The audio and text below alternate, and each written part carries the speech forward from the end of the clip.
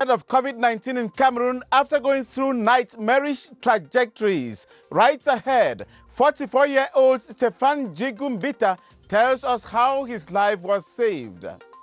One person has been reported dead and many others wounded and trapped in a story building that collapsed today in Yaoundé. Officials blame the disrespect of construction norms.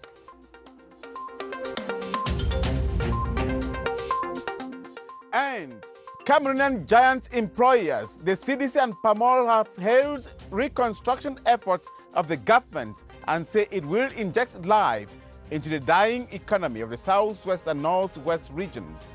The details now. Thanks for watching the 7:30 news on CRTV. I am Moki Edwin Kinzaka in Yaoundé. The trajectory of coronavirus patients from the time of hospitalization to recovery and discharge remains a mystery to many. CRTV cameras moved the path to tell the story of people who have lived the nightmare of the most dreaded virus in the world and recovered. Their story is told by Beatrice Losamba. The journey of a COVID-19 patient starts from here. Not suspecting they are infected, they come in through the big gate like every other person who has a health problem and seeks medical attention.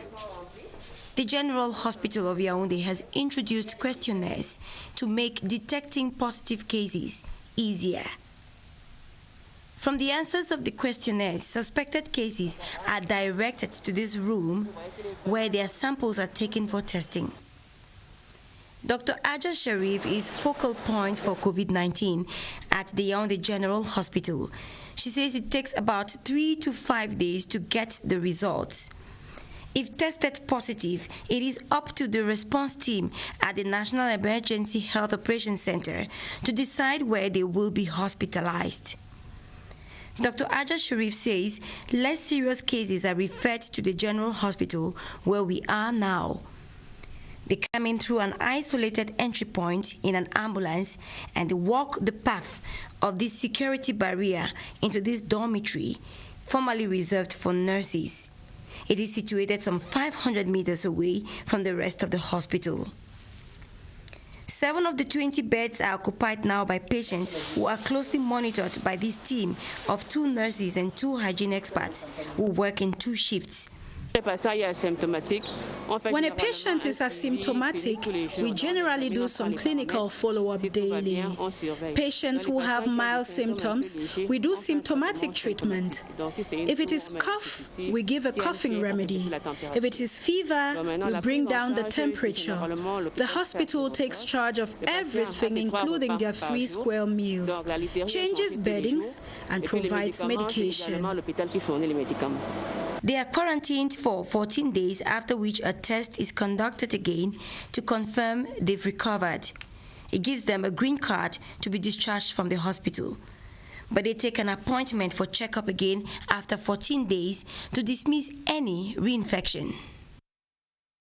As at this afternoon, several dozens of people are recovered from COVID-19 in Cameroon, among them Stefan Jigumbita, who was infected in France. The 44-year-old has been very thankful to medical staff for saving his life. He shared his experiences with Constantine Bom. Before leaving Paris, he had a flu and visited his doctor, who prescribed the usual flu treatment. But when he arrived Cameroon, he developed more health complications and decided to go to the hospital. At the hospital, he was told he was okay but needed rest and advised to continue with the same medication. But before he left the hospital, the same doctor called him after discussing with his senior colleagues. He was advised to do the COVID-19 test, which he did, and his results came out positive. Finalement, donc je fais le test. When I did the test, the results came out the next morning and I was told that I was tested positive for COVID-19. I smiled big, thinking it was a joke. The doctor told me that I will immediately be transferred to the Yaoundé General Hospital. That is where I was confined for 14 days. My temperature was monitored as well as my blood pressure every morning. I had 3 square meals daily. Books, the internet, YouTube became my only friends. I was administered paracetamol as well as medicines for malaria for about 3 days. With a committed medical team At the Yaoundé General Hospital, Stéphane Bitter was closely monitored, and that put him out of any respiratory complication. It deals with psychology as well. Immediately I was told that I am a COVID patient. I started coughing, I developed high temperatures and equally diarrhea. In short, I immediately had all the symptoms. He will always remember the commitment of the medical team.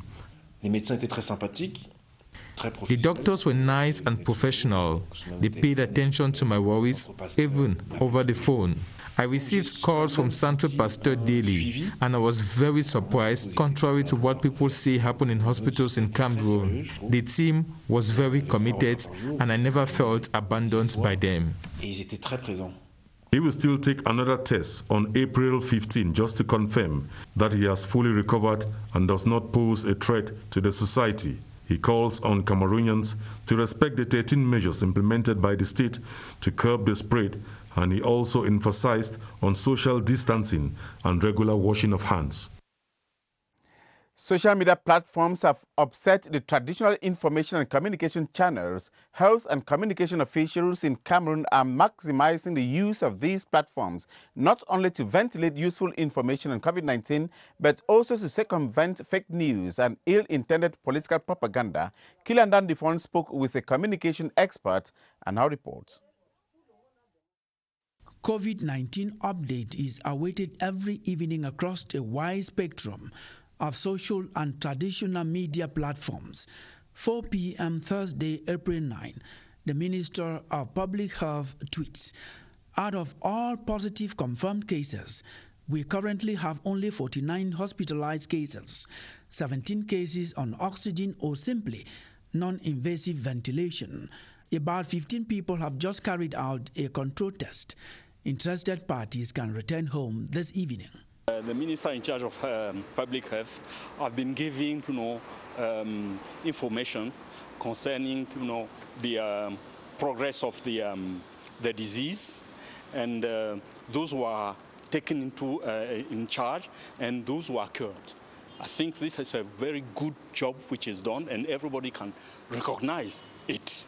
Such prompt and systematic communication may not fully defeat vested interest, but fights fake news and political agenda. When it comes to communication in times of crisis, most of the time it is a whole body which is in charge of it. Within the body, you have those who give information, but you have also those who are in charge of communication. And in the daily basis, they are all working hand in hand to give the true and accurate information to the public, to the opinion, but also behaving in such a way that the message should not be blurred. What more does government communication need? Setting up a body, a whole communication with those who are communicating and those who are, and the minister who is informing. And it should sometimes, once in a while, when he communicates, should be accompanied by also medical doctors. This actually happens in CRTV at 7:50 and 8:50 p.m., but maybe much more is expected. Markets in Cameroon are adapting to new opening and closing hours as the fight against COVID-19 becomes imperative. They are supposed to close by 4 p.m. in Yaoundé, while buyers and sellers have been instructed to respect social distancing. Luma Slim Davis reports on how the measures are applied in Yaoundé. As the menace of the COVID-19 increases, the Yaoundé City Mayor has stepped up measures to halt the spread of the pandemic. Inclusive of these measures is the daily closure of the markets as from 4 p.m. Close at 4 because there is coronavirus outside, so we don't have to waste time outside. We have to pack and go back home to avoid this sick. It's the law that they have put in the market. Every 4 o'clock we close. I only just wonder this sick should get finished now. Wash and have water there. However, as traders and buyers reluctantly get used to the closure, sensitization continues in wake of repressive measures. We make sure by 6 o'clock in the morning we are already in the market to sensitize the people that by 4 everybody have to leave the market. So at 4 o'clock, we go out to make sure that everybody leave the market by 4. And that is our own best way that we have seen to support the Cameroonians against the illness, the coronavirus. Very, very difficult, because to make a seller to leave the market at the time they have to leave, they'll tell you that since morning they have not sold. They have now that people leave their offices to come and buy. The general impression is that the market population is aware of the advantages of respecting the prescribed measures to halt the coronavirus, even though pockets of recalcitrancy exists. The Minister of Mines, Industry and Technological Development has held a meeting with cotton sector workers in Douala to see how they can produce masks used to stop the spread of the coronavirus. Mercy Ashu Nyabeye tells us more from Douala. Face masks sterilized and produced to protect millions of Cameroonians from the deadly COVID-19. This is what the Minister of Mines, Industries and Technological Development, Ndodo Ndoke Gabriel, and partners in the cotton and textile sector are envisaging in the coming days. We intend to produce about 15 million of face masks here. And all the professionals are mobilized here to make it possible. From here to 2 weeks, we will start with the face masks, and the quantity will grow. After a working session and a visit to CCAM's factories and workshops, the question remains, is the textile industry in Cameroon ready to meet the growing demand for this product, which has become a dress code worldwide? Since 2 weeks, we are working on the face masks. We are producing them, and we are growing our capacities daily, and our average capacity is 5,000 per day. The next step will be to work in 2 shifts, and then in 3 shifts, so it will be recruitments. Meeting this objective therefore entails the respect of norms, human and material resources, which is why the technical support of CCAM, ANO and other partners is key to fighting this war to cut off COVID-19 in Cameroon. Governor Nasiri Paul Biya has prescribed continuous sensitization and the obligation of wearing masks as some of the measures to fight against the spread of COVID-19 in the region. He was speaking in Yaoundé during a meeting with members of the regional committee to brainstorm on ways to curb the coronavirus. Ebude Ekane reports from CRTV Center. The situation of the COVID-19 virus in the Central region is preoccupying. For this reason, a regional committee headed by the governor, Nasiri Paul Biya, was recently put in place. While presiding at the first meeting, the governor urged the various stakeholders to work as a team to eradicate the pandemic. As of now, the Central region is the epicenter of this virus when it started. As far as now, tested over 465 people with some over 200 confirmed cases. From now on, is going to go to the community. That is why the government decided to decentralize the operations. And at our level now, we have our first meeting to be able to assess and inform the population and all the stakeholders on the necessity to work hand in gloves on the field to be sure that we respect the government measures put in place. Apart from government measures, some proposals were made, such as the obligatory wearing of masks, amongst others. We have come out now with some other measures, just like the collection of all these materials that we are putting on our faces, what they call the masks. So we are asking the delegate of environment to think about measures for collection and disposal of this material. The wearing of masks to be obligatory, especially in the public sector. The washing of hands in front of all public edifices and the markets where they have to make different compartments to be able to take care of different activities or different products at different times. We have written to the senior division officer to make sure that not more than 50 people attend the various ceremony. Due to the non-respect of the rules by some individuals, the governor, Nasiri Paul Biya, has prescribed continuous sensitization on the need to respect the basic rules of hygiene and social distancing. Region has visited markets and hospitals in its council area to size up efforts to stop COVID-19. Mayor Dingambong Antonin Vo was accompanied by some council officials, as Elvis Teke reports.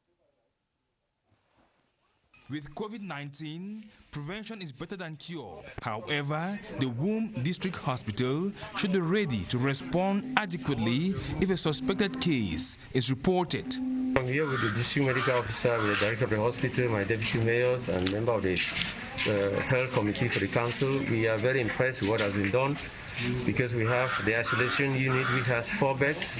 We have visited a mortuary where people are disinfected before you enter there. The mayor of Womb, accompanied by the district medical officer of the municipality, made a guided tour of the hospital to assess its readiness and the level of implementation of government's prevention measures. We don't yet have a test kit. We cannot boast of an ambulance. Neither can we boast of an oxygen facility here in the hospital. So we're hoping that government will do something and fast so that we can be able to be well armed. The tour was marked by a donation of various protective gadgets to check the spread of the virus, and the mayor's team continued to the Womb main market where traders and buyers were sensitized on various preventive measures to be adopted in a bid to keep COVID-19 out of the Womb municipality. Reports from the Cameroon Health Emergency Operations Center in the nation's capital, Yaoundé, state that 22 new cases have been recorded this day. Let's now join our reporter, Ranatu Sali, who is standing by with an update at the emergency center. Now, Ranatu Sali, please just talk to us about the situation now. Those cases, have you been informed on where they are from?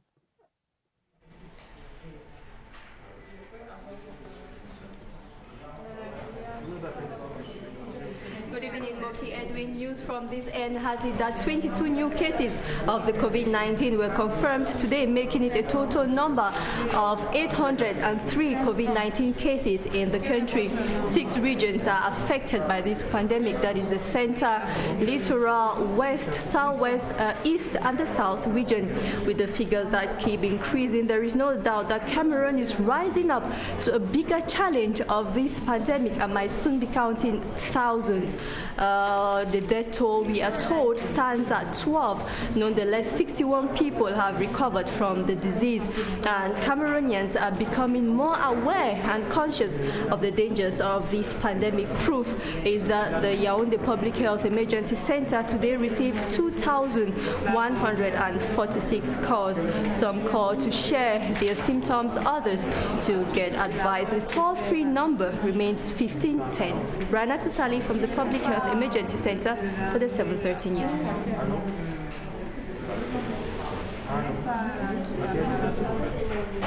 Of course, about 61 persons have been treated. That's good news indeed. Thanks, Ranatu.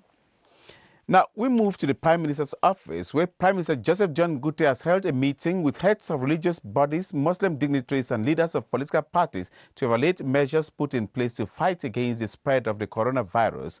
An interministerial conference was also held today. For details, we call on Sisako Tamko. There was unanimity amongst leaders of political parties represented at the legislative body that it is only by putting a united front against the common enemy, COVID-19, that they can beat the virus. Putting aside partisan politics during this critical moment and supporting government was the pledge of the CPDM, SDF, UNDP, the National Salvation Front, the National Party for Reconciliation, the Union of Socialist Movement, the Cameroon Democratic Union, and the Movement for the Defense of the Republic. This time around, we are waging a war against an invisible enemy that threatens the lives of civilians, citizens, and we can even say the life of nations. So, first of all, we have to mobilize everybody. To put in place as soon as possible a COVID-19 task force, multidisciplinary task force that will coordinate the actions against this virus, and as well have just one spokesperson on the virus so that we have a one-stop source on information. They lauded the initiative of the head of state in associating them and expressed their determination to work in synergy as manifested through actions that many have taken and through the numerous proposals. My party strongly advise sensitization. We have to use all available means, using traditional languages, French and English languages, all means available. We have to make a good use of them to sensitize and to accompany all the decision, all the instruction made by the World Health Organization. Firstly, the health, the prevention. We have also economic line, how to sustain the enterprises and the families during all these periods, and we have made. Cognizant of the critical role that religious bodies can play in the response plan against the COVID-19 pandemic, leaders of religious bodies were also consulted. The COVID-19 pandemic has taken us off guard, and as a nation we need to bring all the resources together, our resources together, and stand together for this common fight. But it's a fight for Cameroonians, be they Christians, Muslims or not. The Presbyterians, Baptist, Catholic, Evangelical Church and Muslims have been forced to stream services online and other medium to ensure God's word gets to millions marred by the pandemic. Suffering is always a means to a glory. And we think that while we wrestle with all of these things, the sufferings of Christ this week should help us realize that while we may be wrestling with the crisis that we are wrestling with, and wrestling with COVID-19, the COVID-19 and the crisis do not have the final say. The men of God came prepared to support the government and to offer facilities and personnel in their health centers and schools for quarantine. It was an opportunity for the ministers of God to also present some issues that plague the common man during this period. While appreciating their efforts and contributions, the head of government enjoined the men of God to continue with intercession and to sensitize their followers on the gravity of the pandemic and the need to respect measures prescribed by the government. 100 tons of rice have been handed over to the government via the Ministry of Trade to assist in the fight against the spread of the coronavirus. The donation was received by Trade Minister Luke Magwambaga Tangana, flanked by the Minister of Public Health Manauda Malache. Clarice Aretakang reports. 4,000 bags of rice, 25 kilograms each, to be distributed to hospitals which have been selected by the government to handle COVID-19 cases. The gift from a supermarket chain has been described as timely, meeting a growing need indeed. It is part of the commitment taken by economic operators to assist the government in efforts aimed at checking the spread of the coronavirus. As far as the Solidarity Fund, by the President of the Republic is concerned, we have so many enterprises which give us their contribution. I think the fight against this pandemic is not just an action for one person. We have to mobilize all of the nation to act. Trade officials appreciating the gesture acknowledged that it is the appropriate response to the solidarity call made by the state. Public-private partnership was equally saluted. Authorities confess the commodity will go a long way to considerably reduce the burden of the state. More than 77 new death cases of COVID-19 have been recorded this Thursday in the United States of America as the nation tops global infection figures with over 43,500 contaminations. Italy has recorded no infection or death caused in the last 24 hours. Meanwhile, 3 people have died of coronavirus today in Morocco. Roman Kenyi presents the global situation of COVID-19 in this report. Italy's death toll presently stands at 17,669 with over 139,422 infection cases. The high mortality rate in the country is due to its ever-increasing aging population, estimated at 23%, the largest across the European continent, according to the New York Times, where the situation seemed to have reached its peak in Italy. More than 1,014 new contamination figures have been recorded today in the United States of America. 77 more people have reportedly died of COVID-19 in the nation, with Black Americans and the poor being the highest most infected. 446 persons have been killed by COVID-19 this Thursday in Spain, but the country's contamination statistics keep skyrocketing. In Africa, insalubrity and negligence has been the root cause of most infection cases, report says. While 3 more deaths have been recorded today in Morocco, the spread of coronavirus in South Africa, Egypt, Algeria and Cameroon continue accelerating. At a time, global numbers are yet to demonstrate a significant drop in contamination rate. The debate on whether chloroquine is the authentic drug to set abate the pandemic continue to wag tongues around the world. 1 person has been killed and many others wounded after a story building at the Untitled neighborhood collapsed this Thursday morning in the nation's capital.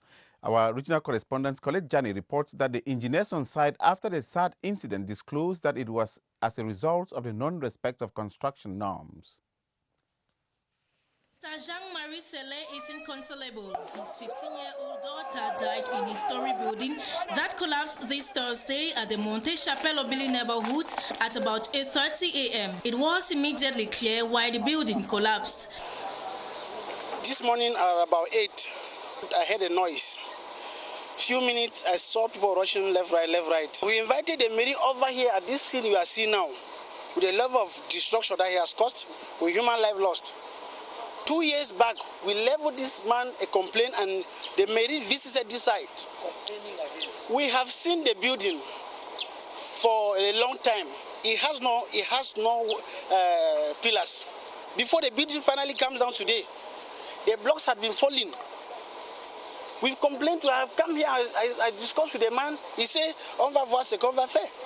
With combined efforts from the firefighting brigade, the military engineering corps, the Red Cross and the local population, some family members and tenants who were leasing in the building were pulled out of the rooms alive. This building is a building that has not got its building permit.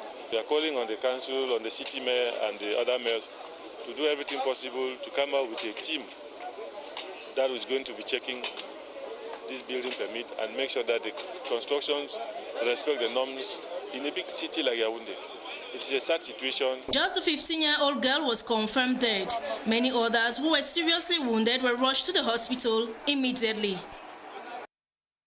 The 2020 farming season for the southern regions of Cameroon has been launched in a video conference in the nation's capital with calls on Cameroonians to grow short-term crops and consume goods that are grown at home. Agriculture Minister Gabriel Barobe says there is no threat to farming, but cautioned that pressure from COVID-19 may lead to price hikes. Emmanuel Avumi reports.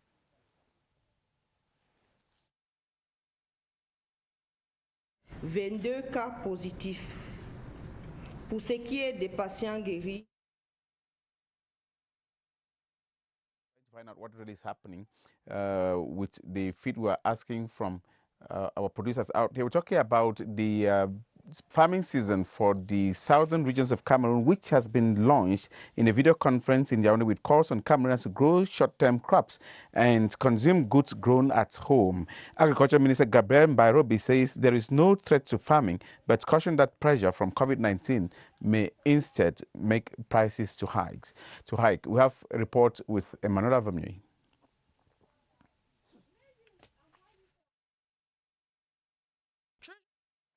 Let's continue now with another story where we're expecting Emmanuel Avomio's report to be ready. The state has raised 75 billion CFA francs in the first auction treasury bonds for this year. The funds raised yesterday will enable the government to continue the execution of growth projects while intensifying efforts to reduce the spread of the coronavirus. Clarice Aretakan has the rest of that story.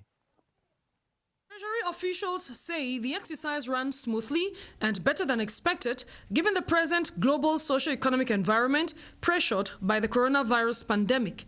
We had a total subscription of 75 billion for the 5-year fungible treasury bonds, which we issued through the money market of the central bank.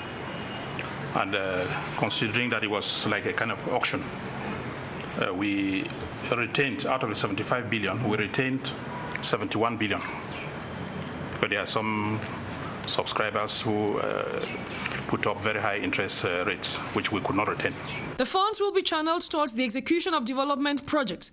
Amongst them are road infrastructure to improve transport links, urban design, inner city districts, and an upgrade of the health system, enabling it better respond to the fight against the spread of the coronavirus.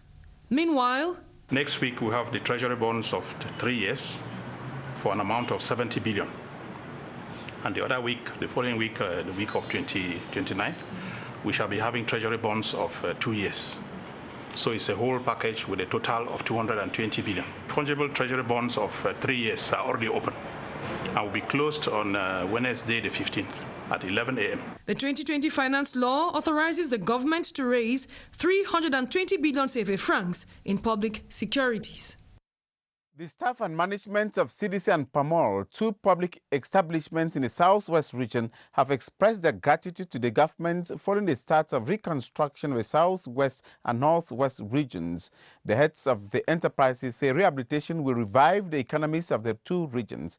Details with Henry McCauley. The reconstruction of the southwest and northwest regions of Cameroon following recommendations from the major national dialogue, some say is concrete proof that the head of state is pragmatic and keeps to his words. This is proof that the president stays to his word, and secondly, that he's a pragmatic person and that he's procedural. It was announced, funds have been raised, and then we are at the stage, at the operational stage. However, the indiscriminate execution of the reconstruction has been identified by many as a major prerequisite for the success of this initiative. Everybody should benefit from this reconstruction. Some major projects highlighted by inhabitants of the region include social infrastructures, schools, hospitals, roads, the people themselves. The population is very happy to welcome this kind of information. At least they have hope that at last they will have back their roads and their public and private edifices that were put down in most of the cases. Meanwhile, business people feel that they should not be left out given their losses accumulated during the crisis period. It should not be only for those who have big companies and big firms. Even the small trader in the quarter should be concerned. So far, he partake in the global tax. He is somebody who contributes for the advancement of our economy. It is, however, hoped that the reconstruction process in the southwest region will bring a new phase, leaving behind all the sad memories of the crisis. We're again very sorry we could not have that report, our headline story by Henry McCauley in the southwest region, talking about how the CDC and PAMOL are struggling, appreciating the government for the reconstruction drive. The next news is coming up in 30 minutes in the French language with Adele Mbala, and tomorrow we'll be in the company of Staff Lady Gladys Tata. I am Moki Edwin Kinzeka in Yaoundé. Thanking you for watching.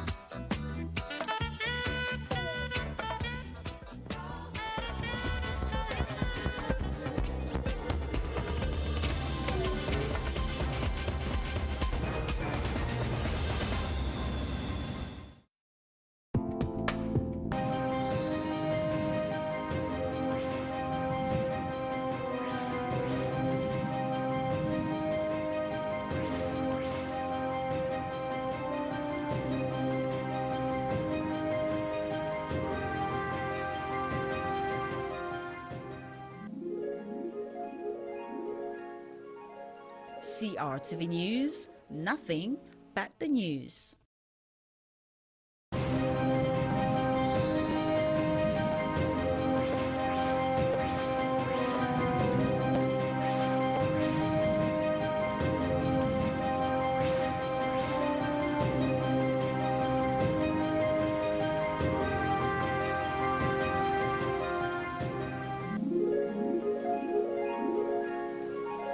CRTV News, nothing but the news.